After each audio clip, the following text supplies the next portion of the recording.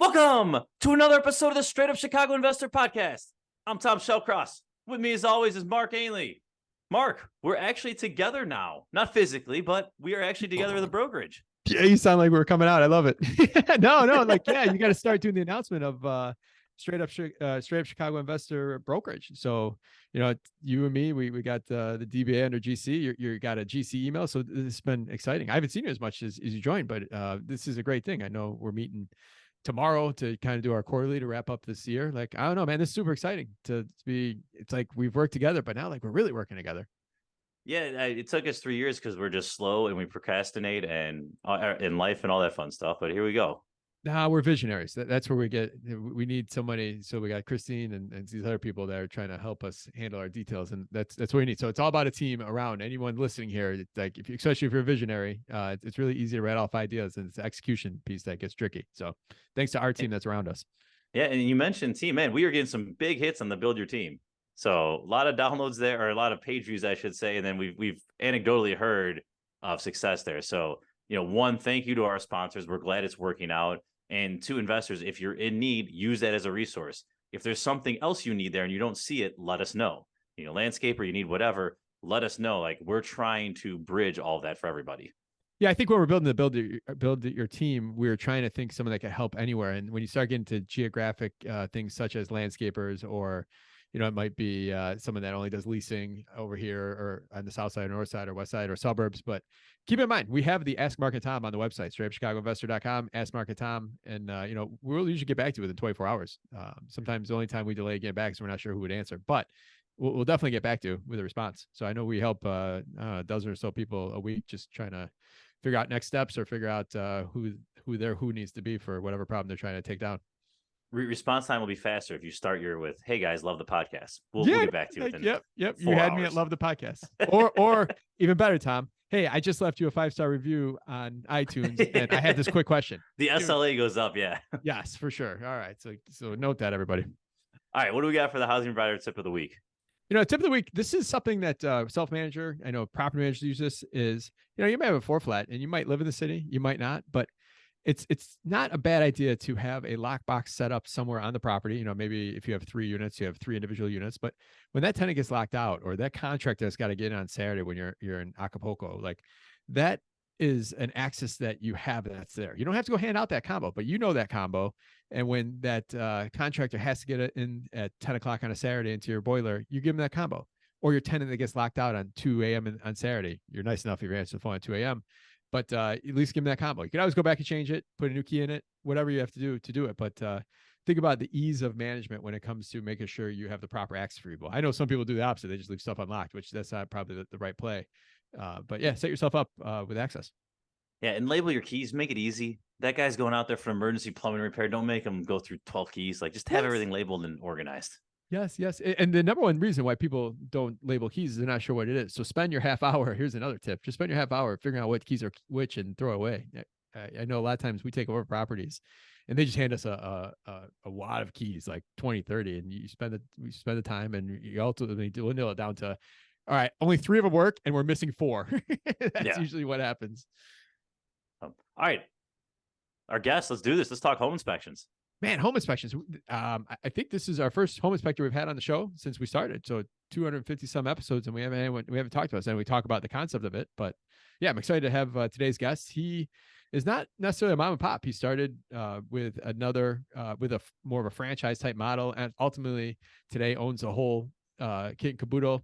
He's got a good reputation around Chicago. He does a lot of buildings. I think they're doing 5,000-6,000 inspections a year across their whole company. So they have a good data set for understanding what's going on with the market. So without further ado, I want to introduce Andrew Fox. All right, Andrew, man, our relationship, we've known each other for a while. We started back on AM 560, I think pre-COVID. And so I've recognized you as an industry leader for a while. You've had the longevity in the space, and I don't know, man, I'm just really excited to have you on here today because I just know you have a lot of good nuggets. We haven't said the word nuggets in a while on the show. I haven't said that in a while, and you might also have to explain what AM radio is to some of our listeners. Yeah. Yeah, AM 560. Yep, nope. They have a podcast that was probably the only reason I signed up, and I don't know how many people listen to that podcast, but it was a good experience for me. So, and I wouldn't be here right now talking to you, Andrew, if we didn't do that. So, welcome aboard, Absolutely. Andrew. Yeah, thanks, Mark, for having me. I'm really excited to be here. And AM 560, I had to scratch my head and say AM when I was introduced as well. But Real Estate Revealed and that whole network, they've got a good thing going. It was a good opportunity to meet you, Mark, and a few other great candidates along the way. Yeah, we did. You know what? It's funny. Just taking on a side note here. You know what? I'll say this because part of that experience was what made me want to double down here on the podcast.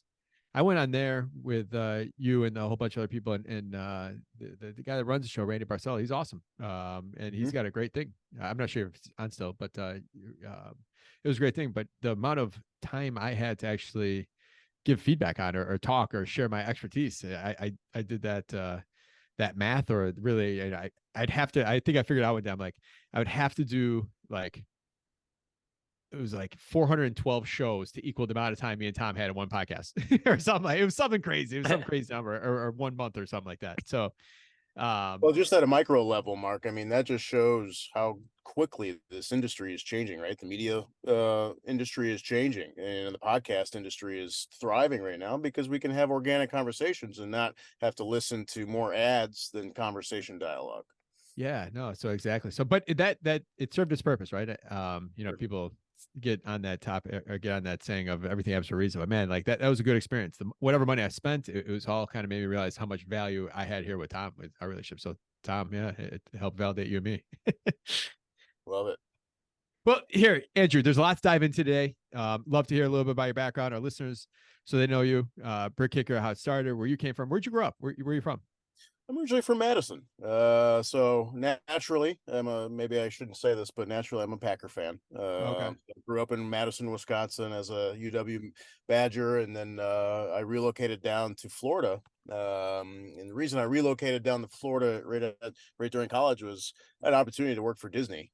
And who doesn't want to get out of Wisconsin in the dead of winter, especially when you're in your 20s, right? So I took that opportunity and studying hotel management. I went down and worked for Disney, worked for the Mouse, and I realized, you know what, I think architecture and doing architecture for the Mouse would be pretty cool. And so good fortune would have it that the Mouse gave me an opportunity to go to college on their dime to study architecture, and I was sitting during grad school looking at my endless amounts of drawings that I needed to get in unbelievable deadlines. I said, this isn't for me. This is not for me. I can't sit behind a desk all day. I can't work for a conglomerate. That's just not who I am. And I was just getting out of the Air Force at that time and doing some research, and I came across the inspection industry. And it was relatively young at that time, as far as an industry is concerned, much younger than the real estate industry. So I did some research and wanted to really put two and two together, put my education in hotel management and hospitality, and then my graduate studies in architecture, put those together somehow. And so I just started reading magazines. I said, hey, I'm in my young 20s. I got to hustle here. No one's going to do it for me. So I started reading Inc. magazine, Entrepreneur magazine, and came across some low startup business opportunities. And the inspection industry was primed for that. And that's kind of where, as a young college kid getting out of the service, I was like, I got nothing holding me back right now. So why not make the leap of faith? And that's really, that was back in 2012 when I got into that. I like it. So you basically you lined up a list and picked and pointed and ran. And that's cool. But if we're going further though, we like to try to get out of people listening here like skill sets they might have or things they're learning in their maybe called their W-2 job that they could translate to their real estate investing career. Like whether it be work for Disney or in the Air Force, thank you for your service, any of that. Like what would you take that's been very relevant for you as being an entrepreneur now? People skills. You got to be able to work with people. You have to be able to put your ego aside. If you're going to make it in real estate or any service-based business, you have to put your own ego aside and realize that if you're starting a service-based business, you're starting it to help others, not yourself. Ultimately, yourself is the, the compensation or the freedom that you gain along the way is the reward. But if you can't put your own ego aside, then you're never going to be successful in a service-based business. And that's where working for the Mouse was influential. Having that military background was exceptional. And then obviously the academic skills that I was developing in college kind of put all of that together so I can pass a test and go get a license. But ultimately, it's the people skills that's so invaluable. Talking to whether you're talking to a client that's about to buy their first property, or you're talking to a client that's got billions of dollars in the bank and they're surrounded by other voices. You have to know how to navigate those waters, and that's not a skill set that just any person can gather. You have to really be good at that. Good stuff. All right. So you mentioned passing the test. And one thing I want to ask here is, as a realtor, almost anyone can get the real estate. It's a very low bar. There's a little very low barrier of entry to get into that game and get, hey, I'm licensed. Talk to us a little about the home inspector, because I've experienced very good home inspectors. I've experienced mediocre ones. I've experienced guys like, dude, I have no idea how you are doing this job and people are hiring you. Mm-hmm. Well, that's a great question. And credentials in this industry vary from state to state, just like real estate does, right? But not every state in the union has licensure. There's only 36 out of the 50 states that require licensure for a home inspector. And flip over to the commercial side, there's no state that requires licensure for commercial inspections. So think about putting your young kid to work. Hey, why don't you go inspect that commercial building and you make some good money? And all you have to do is be able to, BS your way through a dialogue. You have to, if someone doesn't know what they're doing and they hire you to do it, you could easily BS your way through it. But that's what we don't want. And that's where I think a lot of real estate professionals get the sense that there's a lot of joker home inspectors out there because they don't know what their credentials are. And so in Illinois has got some pretty stringent requirements. You have to take a pre-licensure course, 77 credit hours. Then you have to take a national home inspection exam. You have to go on several ride-along events with other licensed inspectors. And once all that's said and done, Illinois will issue you a license. So it's one thing to get your license, then you go out and say, okay, I'm in business to inspect your house. But how do you stay on top of that? And you guys know just as well as others that this industry is evolving rapidly. Building materials are changing, methods of installation and construction practices are changing, costs are changing. So you have to stay on. You can't just get your license once and forget. It's not like a driver's license. If you don't, driving is easy. You do it every single day. It just becomes automatic. But if you don't get out and see different buildings and things like that, you're going to be thrown for a loop. And that's where the realtors really hone in, because well, listen, the realtors want to make a commission. We understand that, but we want to help clients understand what they're purchasing or what they're about to sell. And not everyone can just walk in and pass a test and do that. You have to really apply that going forward. And that's why the Brick Kickers it was evolved into a team of supplying not only licensed inspectors out there for realtors that need it, but it's constantly improving those inspectors. So many in this industry are just one-man shops. And who's inspecting them? Who's doing quality checks on their work? Who's making sure that they understand the latest and greatest evolution of national building codes and things like that? You just have to hope that they're telling you the truth and going with it, right? So that's where really education is so important in this industry. I mentioned communication, but you have to stay educated. Give the audience some numbers. You started in 2000, I think you said 12. You grew it. You shifted business model. Kind of give us the rundown of what your business looks like today and how you got so in a nutshell, Brick Kicker was founded back in 1989. Two gentlemen started the business. One was a general contractor and the other one was a marketing background. Ron Ewald and Len Frankowiak. Len Frankowiak was a contractor by trade. He was teaching others how to be contractors and how to navigate this new inspection industry. And he was part of one of the founding members of a mastermind group, which is, fast forward to today, it's called ASHI, the American Society of Home Inspectors. But this company, founded in the suburbs of Chicago, quickly during the early 90s, as this real estate market was growing rapidly in Chicago, the need for inspections was there. And so Brick Kicker was out there doing those inspections, really helping people understand what they're about to purchase. The thing about us is that we're independent and unbiased as inspectors. We don't have a product to sell. We are a service, and we are selling our opinion of what's going on in the home. And so we really have to master the fact that we're here for this person because they fell in love with this house just a few days ago. Why did they fall in love with this house? What can we navigate them through? And that was the philosophy from day one is you're not just there to beat up the house and make a punch list. You're there to help someone understand what's really going on. So 89 to 94, business was cranking in Chicago suburbs. They said, oh, this is doing so well. Let's see if this will work in other markets. So the Brick Kicker tried expanding into other markets: Columbus, Ohio, Pittsburgh, Pennsylvania, Milwaukee, Wisconsin, Toledo. That became our franchise arm. So in 95, 94, we really started the franchise model, teaching other business-minded individuals how to do what we were doing in Chicago already. I didn't come into the picture until, like I said earlier, 2012. So this company was seasoned already and had well-established name in the marketplace. I came in because I was a young guy wanting to do business for myself. I didn't want to work for someone else. I wanted to help other people understand the built world. And so I came across this company reading Inc. magazine, Entrepreneur Magazine, Inc. magazine, and this was listed as a top startup business and a company that didn't need a lot of capital. There's no brick and mortar. It's not a McDonald's, so it's not going to cost me $1 million to get my doors open. I just needed some time behind some books. I needed some people skills, and I needed to pass that test. And doing all that, I talked with the owner at the time, Ron Ewald, and he said, you're a young guy, you're living here in Chicago, but we're also based in Chicago. We run our own inspection business in Chicago. How would you like to come work for me instead of being a franchise? And I said, well, I don't really want to work for anybody else, but I really want to learn this business. And if I can work for you and learn this business, I might have an opportunity for a franchise down the line. And so when I came on board in 2012, we had 6 full-time inspectors on staff, and we had about 40 some franchises coast to coast. And we were doing about 2,800 inspections a year. Fast forward to today, we're doing over 6,000 inspections a year. We've got 20 licensed inspectors on staff.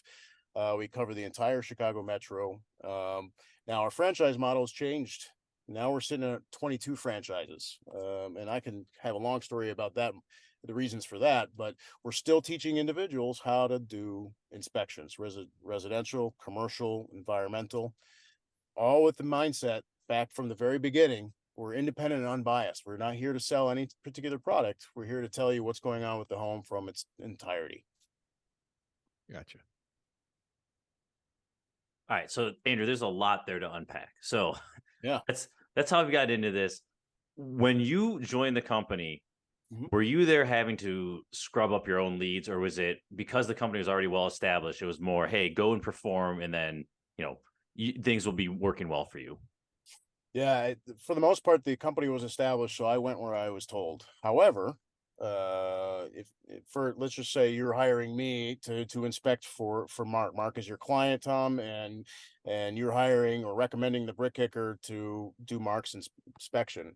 Well, you want to make sure that Mark is going to have an educational experience and get value out of that. And we've got multiple personalities on the team, and there's a certain way it can be communicated. Mark is a seasoned guy. He's bought a few houses before, so he doesn't need someone that's going to have to spell A to Z everything to him, but he wants someone that's just going to tell him what's going on. And so, yeah, I could teach anyone how to do that, but you still have to have a mindset of what's going on in that individual's mind. What is the dynamics of that particular client need for this particular project? And so, yeah, when it comes down to it, it's a game of understanding your client and your audience, and then just kind of navigating it from there. But when I got into this, I said no. I never said no. I always went wherever they told me to. I had to do a great inspection if I was ever going to get referred again. So Tom, if I was expecting you to refer me again, if I came in there and just blew this thing up and scared Mark, you wouldn't want to call me again. And I think the two of you've had experience with that in the past. I think that's where a lot of realtors automatically jump, is like, oh, I don't want a deal killer of an inspector. Well, that's the boundary. That's that fine line that we have to walk. And so I got in there knowing that, okay, I have two audiences. I have the realtor who's trying to help their client, has a reputation on the line, is trying to make a commission check. I have the client who's trying to buy a house, doesn't care about the commission check for the realtor, wants to know if they're going to be spending a fortune on this house or not in repairs. So you have an audience of two different types to cater to. And so there's that fine line. It's kind of an art form. You have to kind of understand, hey, but in the end, anything can be fixed. And we're not here to be deal killers. We're here to just tell you what we see at the time of the inspection and move on. We leave it up to the professional audience, whether it's the realtor or the attorney, the lenders, to kind of further guide the information that we just provided. So there is an art form to it, but again, we have to be mindful of who our audience is. When it comes to getting inspections done, you see these investors, they go out and they're looking to maybe gut it or do a rehab. Should everyone like that be getting inspections in your opinion, or is it if they're going to gut it down to the studs, they probably don't have to? Like, what's your feedback on that, or your experience, or maybe you have a story where somebody got screwed when they didn't do it? Yeah, we've had several large national investors. We still do have several that they'll hire us before they even make a bid on the property. They'll hire us to come in there, do a walkthrough, and create a punch list, so they have a ballpark idea of where they're going to be spending their money. A lot of investors want to make as much money as possible and put in as little as possible. And so if they're going to purchase this property, say they pick up a property for 100K, and then they go in there and they say, oh, I'm going to put some makeup on this pig and flip it. And as they're starting to do that, they're uncovering a lot of nuances. Then they're spending a lot more than what they expected. So some investors will hire us in, and if we're pointing things out that takes the scope well above what their planned budget is or into their margins they're not going to make on it, then they pass. At the same token, once if they have that inspection done and they decide to move on it, then they have us back in there to do a quality check to make sure that their contractors or their reps are getting all the projects done to scope, that they're not overspending. Hey, did the walls get gutted? Did insulation go in before the drywall went up? Because the last thing we want is as an investor, to come back and have to rip that wall back down.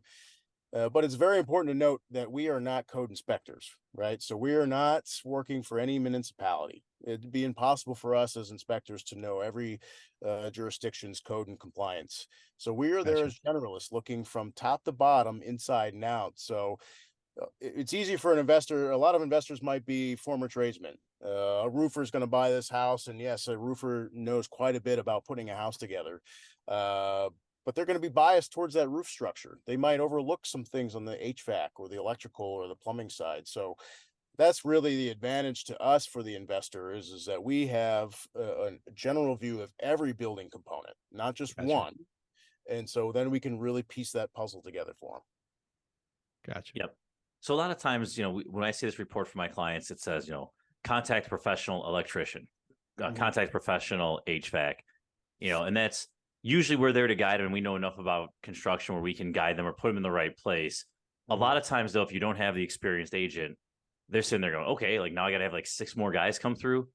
Right. So I understand you as the inspector can't give out this detail because you're not a licensed plumber, you're not a licensed electrician, et cetera. Can we talk about just some of the, that line there, right? Because you want to call something out, but a lot of times it's very just generic and vanilla. And I get it for liability reasons, et cetera. But a lot of times I look at it and go, dude, like, why'd you pay for this? This is not helping anyone. Sure, absolutely. And again, it's that total picture, right? I can come in there and just look at the HVAC, the furnace, the air conditioner, the water heater, and say, okay, these are old, you might need to replace them. But if I don't look at the whole house, I don't know what else is going on.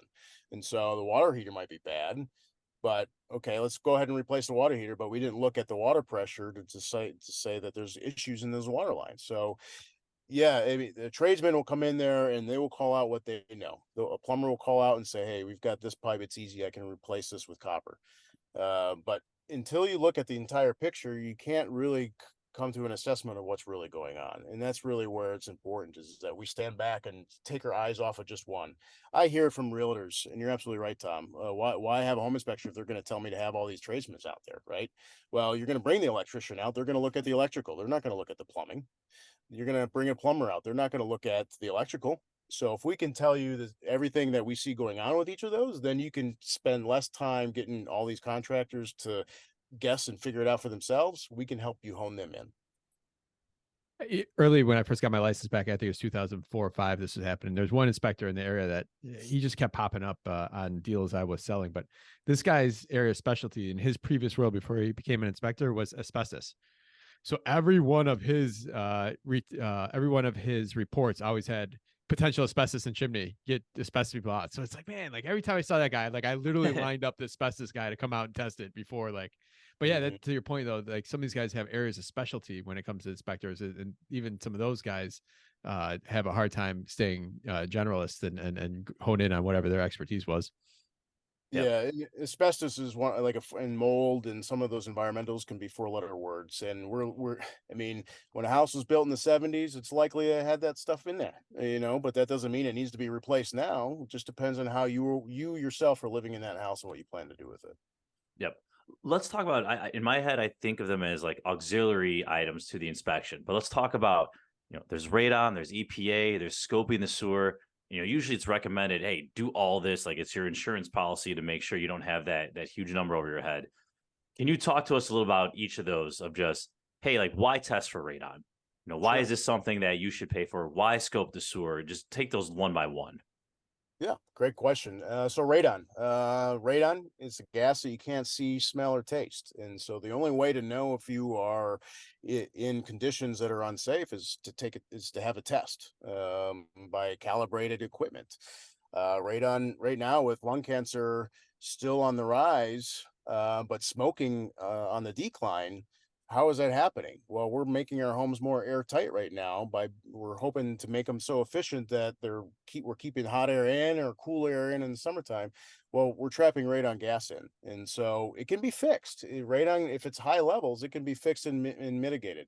But the only way to know what those levels are is to test, and it changes from day to day, from year to year. Really, it's a science, and I'm not going to bore the audience with the How much science. do those tests cost now? Like how much do those cost? It's a pretty nominal number, right? Anywhere between 170 to $230. It really depends on how big the foundation of the home is. You have to in Illinois. Illinois is a really strenuous state to test for radon. There's some states that you don't have to have a license, or it's the wild west when it comes to radon. But Illinois is pretty much the EPA when it comes to their standards. Like they will follow every tooth and nail. So 4.0 picocuries is that magic number.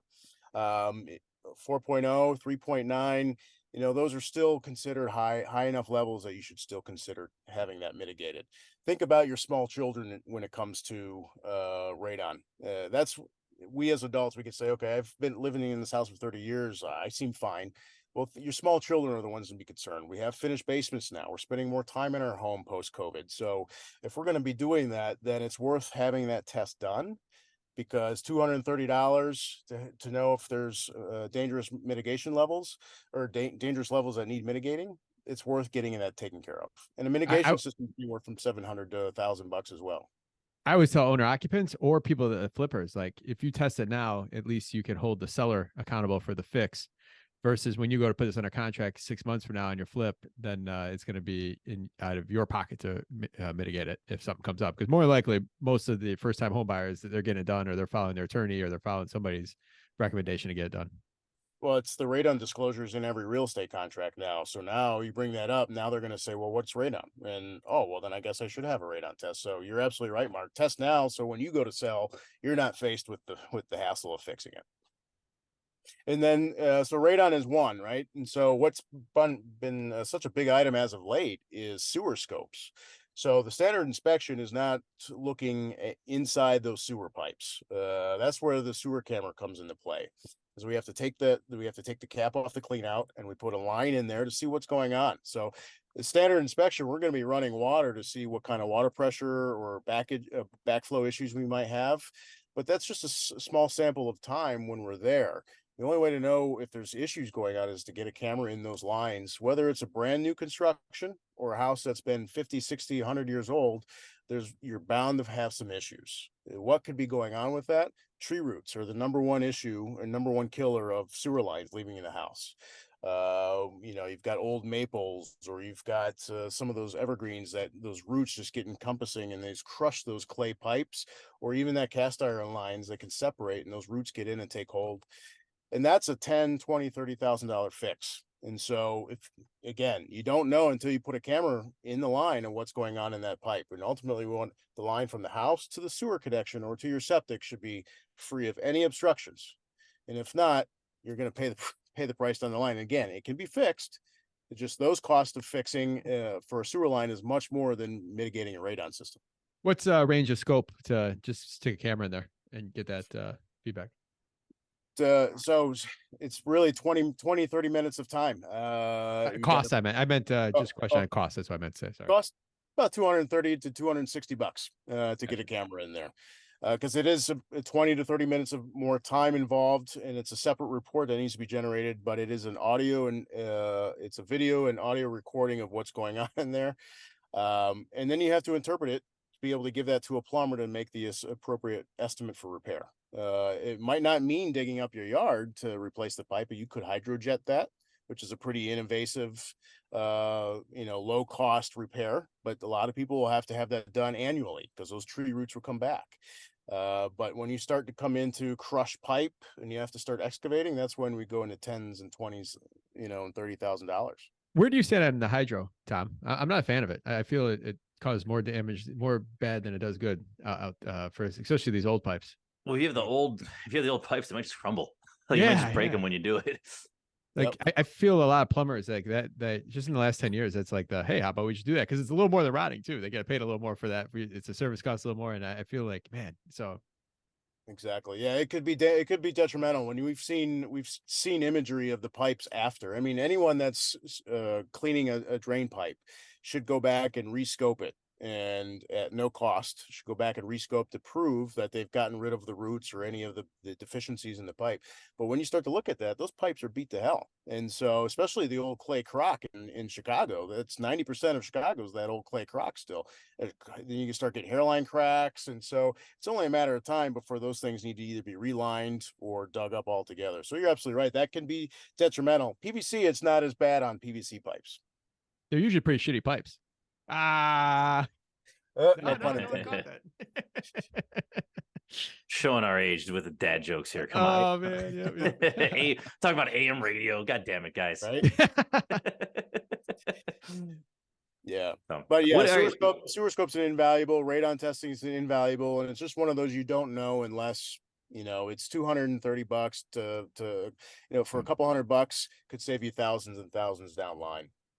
Yeah, well, and the nice thing too, if you're on the buy side, like they get the video, right? I've been on the sell side where it's like, yep, we got to take care of this. Like, sucks, but like, what else are you going to do? Like, it's a almost non-debatable. Like, it's going to come up every time. So it makes it pretty black and white in your favor. Like, this is what's going on, and it needs to be addressed. Well, let's just talk about the realtors then. I mean, technically, you come back with that video that shows there's tree roots in there, or you come back with the high radon levels or the mold that's somewhere. Like, they now have to. The seller either has two choices. They either have to poster board disclose that everywhere, change the disclosures, change the marketing, or they have to fix it. So when you're the buyer in that situation, you're discovering these things, you have leverage then to get that price reduced however you want to work in your favor. Yeah, just get it done. As a buyer, as an investor, what are some things that I should either be peppering you or asking you about to ensure that I'm protected from all angles? Yeah, well, one, you should make sure that the inspector's insured. That's showing up, because you don't need to have insurance. An inspector is not required to have insurance. And the reason I bring that up is because there's gonna be things that we do miss from time to time. The inspector is there to look at the subject at the day of, at the time of, and report on the conditions as it is at that exact time. And like I said, we're looking at everything. We're generalists looking at everything from inside out, top down. And so having an inspector that's insured is going to make sure that they're going to back you or your client up if there is something that is missed. What kind of insurance is that? Like E&O insurance, like errors and omissions, or is it errors and omissions, general liability, and professional liability? Those are the three main types of insurance coverages, because once in a while things happen. The inspector's up in the attic and it's a tight spit. Their foot's going to slip through the ceiling. Not on purpose, obviously, but that may happen. Or, they may overlook vermiculite insulation in an attic, and that very well could contain asbestos. But we're not there to test for asbestos. We're just there to see what we see. And so there's a lot of things that can go awry with that. So one, making sure that the inspector is insured, looking at the credentials of the inspector as well. But when it comes to the property, we need access to the entire property. And if there's things obstructed, i.e. access to the attic or access to the electrical panel, we can't look at the total puzzle. So it's 9 times out of 10, it's that one little thing that we couldn't see at the inspection because it was obstructed that has the biggest or most costly issue. And so we want to make sure that when we're showing up on site, we have free reign of the entire grounds. Otherwise, we're going to need to either come back or we're going to give an impartial report to the client. And so really as an investor, or as a realtor, it's just making sure those couple of things is there full access to the property, because we want to maximize time and we want to be able to gather as much information at one fell swoop. Are you insured? Because if something is amiss, I want to make sure that we can all own up to this thing and make it right. And just putting all that together, really, Tom, those are the big things I would look at. Okay, good stuff. All right, so let's also talk about technology a little bit, right? It's so cool to get up, if the inspector shows up 15 minutes early and I'm not there yet, first thing he's doing is getting the drone out, looking at the flat roof, and which is awesome. But we have drones now, we have new technological changes. Can you talk about how some of that has just made life more efficient in this space? Well, having just recently bought out this company, I had the fortune of going back and looking at the archives and acquiring everything that came with it.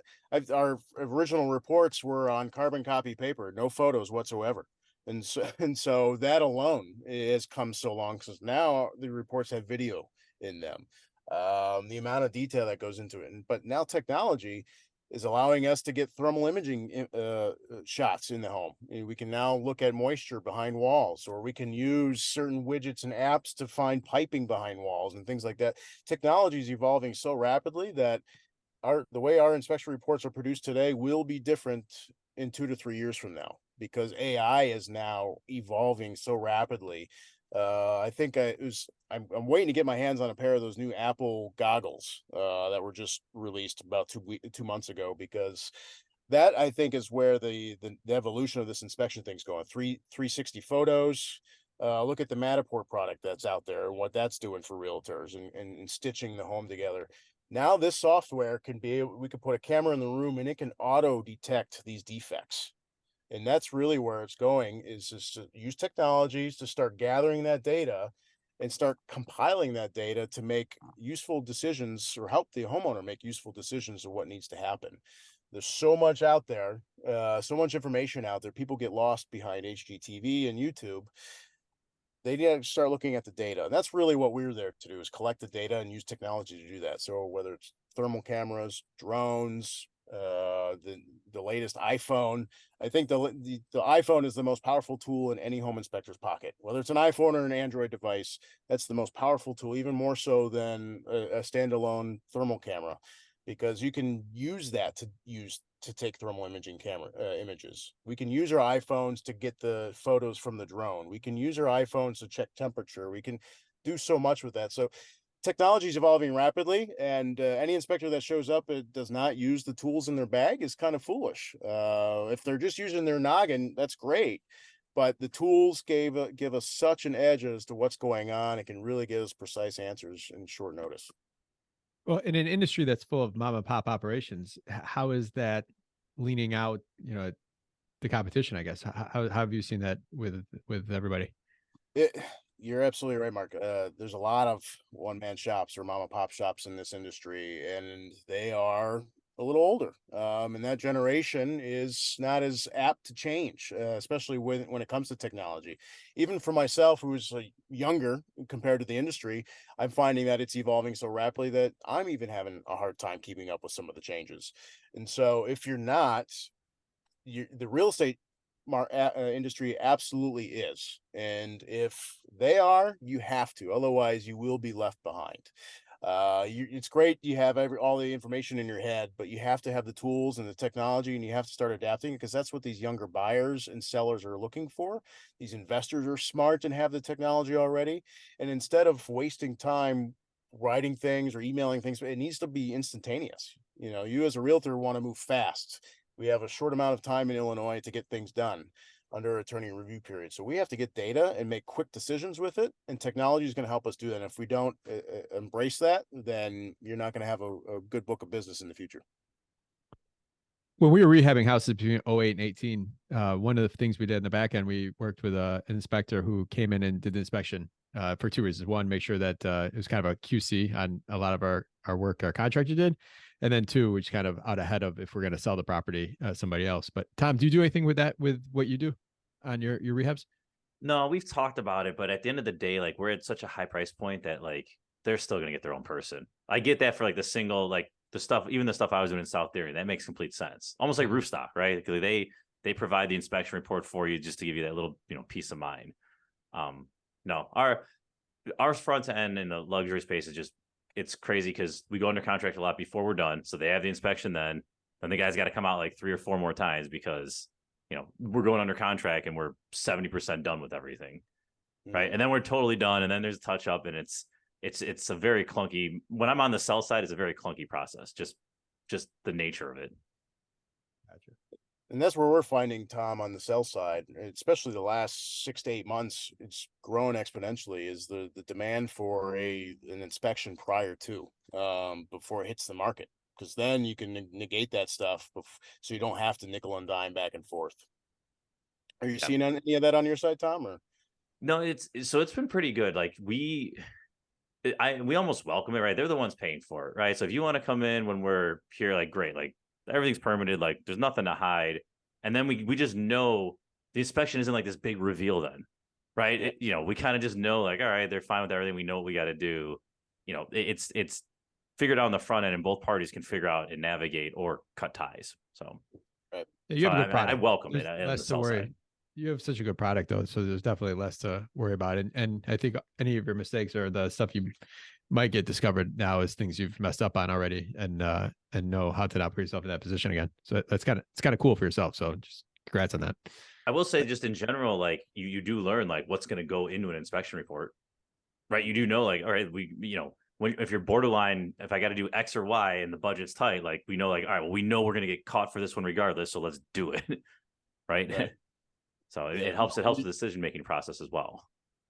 Yeah, so absolutely. One question I have while we're on this, like, if you were taking just, I don't know, call it like a 2,500 square foot home, how long would that take you to inspect ballpark?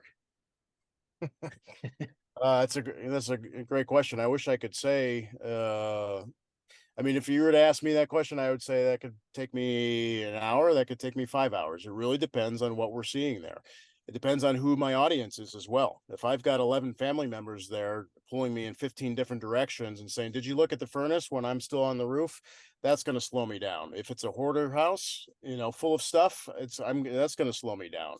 If I'm there all by myself, I can breeze through that thing pretty quickly. So for me, honestly, when a realtor says, "How long do your inspections take?" I understand the realtor's time is so valuable, and none of our inspectors want to waste time. And trust me, we've got a couple guys that will do that 5-hour inspection. But there's certain agents that like that and want that, right? But 9 out of 10 agents want a quick, get this thing done, tell us what it needs to happen, and let's move on. And so a 2,500 square foot house, I could say it could take an hour and a half to 2 hours is probably the average time frame. Got it. Yeah, it makes sense, because we've seen it all across the board. That's why I was wondering. Yeah, you don't want to be there all day long when it's just a small little rinky-dink place. Now, when it starts to get to above 5,000 to 6,000 square feet, we automatically start to ask or presume that we should send a second inspector, because obviously more than one set of eyes is always beneficial, and two, no one wants to be there all day, so we can crank those things out a lot quicker. So now that you are, I think you said you bought out the company, so you're the owner now, sole owner in the recent years. You have you're now the visionary, the integrator, you're everything. Like, where's your industry going? What do you? I mean, is there anything that's going to be a game changer? Will it just be machines someday? Like, and you just gotta No, do it from your phone as a Mhm. buyer? Like, where are you seeing this? it's evolving rapidly, and right now our industry is being faced with the influx or interest of the insurance companies. So the insurance companies have taken notice on the inspection industry. Why do I say that? Well, the home inspector is gathering all the data that's valuable to them, writing these policies. So now they have a real keen. Let's buy the resources that are funneling the information or the tools for these inspectors, so then we could start getting that data and start marketing to our clients ahead of time. So now the insurance companies will start to know what type of heating and cooling systems are in the house or what type of electrical is in the house. So now they could start, because most insurance companies are not sending adjusters or underwriters out to the house to actually confirm what's going on in there. So they're blindly writing policies. And so American Family has been a big one lately. American Family has purchased basically all of our industry's largest players in the last 2 years. They purchased Inspection Support Network, which is the largest in scheduling platform in our industry. We do use that. American Family just bought Home Gauge and report writing software. So now it's the software that writes the reports. They bought several different call centers that have been answering phones for a lot of large inspection firms across the country. Why? Because we are getting that data before anyone else. And so now they can start to make some decisions on where they can put their policies. That's the big influence. And I think soon Amazon's going to announce their entry into the real estate world. And I think that'll upend everything. But in the end, there's still going to need human brain power to take a photo, whether it's a machine that's gathering the photo, an iPhone or drone, whatever, and still need to interpret a portion of what's going on there. In the end, it's just all about data collection and how do you take that data and start to help clients and or contractors or investors use that data to make smarter decisions. So in the end, we're not going anywhere as inspectors. There's always going to be a need for that. It's just going to be how we collect that data and how quickly we can transcribe that. If anyone's listening here that's interested in being an inspector, is there opportunity? Is there a need for quality inspectors or a career opportunity for people that would be interested in doing that? Yes, absolutely. If I would have had an inspection company come to the job fair when I was in high school, I would have been all over that. That would have tickled me pink to know about this back then. Right now the market's changing, right? So I could say right now is probably not the time for a lot of hiring in the inspection business because there's still a lot of saturation in our market. However, there's a lot of age out that's starting to happen. Most inspectors in this business are 62 years or older, and most of them are on this is their second or third career, so they're going to start to phase out, and the realtors are already starting to do that. There's a lot more younger realtors coming into the game, so now we need to start getting some young blood. The brick kicker is always looking for new talent, whether we need to hire today or not. We're always looking for good talent because we know soon we will. So it's a great time if you're interested in doing something that's a low cost business, not a lot of overhead needed, and you just want to help people. It's a great business to do that. All right. But you have to line yourself up with the right players. What realtors come up for renewal next year, or mortgage guys filing, like there's gonna be some fallout. How often is the cadence for inspectors that have to renew their license in Illinois? Every 2 years. So Every two every 2 years. years. Is it this year? Or is it odd or even? It's odd. All right. So I mean, you guys probably had some people fall out this year, and then Yep. definitely 2 years from now, you probably have a bunch more. Mhm. So Yep, all right, absolutely. cool, man. Tom, you got anything else? No, man, let's wrap it. All right. All right. You ready for your questions, Andrew? Hopefully you prepared. Yep. All right. So what's your competitive advantage? How have you been able you've grown you've built and grown and maintained a pretty massive operation. How have you been able to do all this while others wish they could? Just continue to focus on customer service. We answer our phone 7 days a week. We are real people. If we make a mistake, we own up to it, and our guys just do quality work, and we're constantly making sure they do quality work. Good stuff. What is one piece of advice you would tell someone that is yet to buy their first property here in the Chicagoland area? Is yet to buy their first property in the Chicagoland area. You better love winters. No, I'm just kidding. I'm just kidding. Really, just go in open mind. No house is perfect. Not even a brand newly built house by the best builder out there. There's always going to be something. You have to adapt to it, and anything can be fixed. You just have to understand your living conditions and your desires. All right. What do you do for fun? What do I do for fun? Right now, I spend time with my 2.5-year-old son and my wife. We've got 2 dogs, and we spend a lot of time at the nature preserves around the city. All right. Give us either a good book, podcast, or self-development activity that you would recommend to our listeners. Alex Hormel, The Game. It's a great podcast. That's Mark's guy. Oh, that's Yeah. my guy. And Good to Great is another book. I've read that several times, and I have my entire team reading it right now. Man, I actually dreamt about Hormozy the other day. Like I was at his house and we are hanging out. Like, dude, like it's That guy's bad. ripped. That guy's ripped, man. What a stud. Yeah, he's so awesome. All right. Besides yourself, name one person in your local network you'd highly recommend to other investors as a quality resource.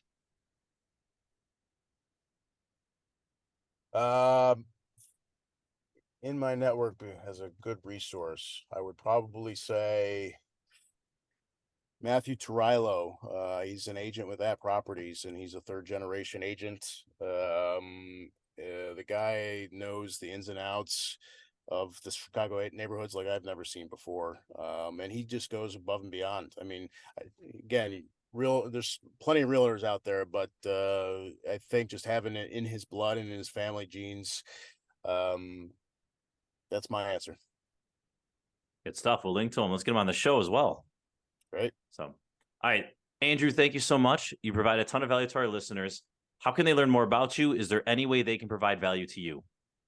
Yes, brickkicker.com and brickkickercommercial.com. The only value that I think they could provide to us is just to continue give us their feedback. What are they looking for? What do they love or don't love about a building that they want more information on? And continue to, just challenge us when we're out there. We want to be the best out there and evolve with the industry. So continue to give us challenging questions and challenging properties, and we'll continue to grow and educate ourselves. All right. Mark, who are we playing for? Who's sponsoring? Let's get a Chicago fact going here. All right. We're playing for Harper Dance. Harper bought a t-shirt, but Harper, if myself or Andrew gets this question right, you get a $50 gift card brought to you by today's sponsor, which is cost seg kept. So cost segregation. If you're interested in that, we're coming up on tax season again soon, but check it out. Yeah, it is October 16th. Well, as we record this, and I am doing my taxes the second this hangs out. Your taxes Finalizing this thing. I do have a second year in a row, a nice cost seg from cost seg cap. So I am a client of his as well. All right. So for our question, I believe Brick Kicker's headquarters is in Naperville. You guys have a couple different locations, but it sounds like that's the national HQ. Mm-hmm. And Matt or Mark, I'm not sure if we already used this at Matt Lacasse's episode 145. I can't remember what Naperville question we asked, so I hope this is not a repeat. But the question: who is the largest employer in Naperville? And I'll give you your multiple choices. Is it Nelco? That's the old Eco Lab that merged. Naperville School District 203, BP, or Edward Hospital?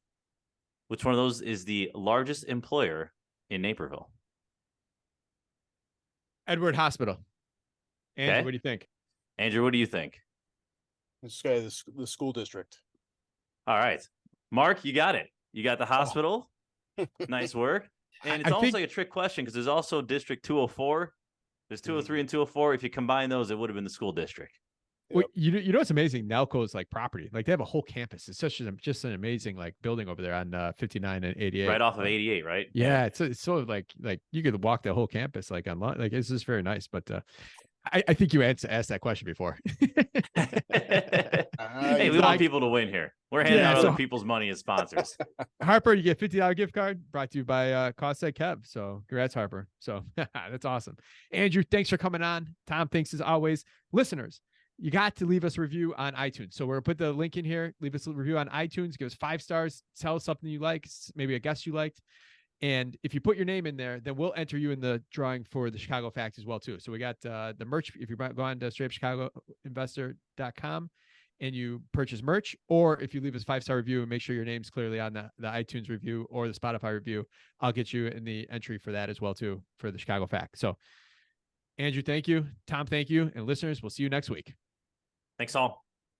Thank you. Bye.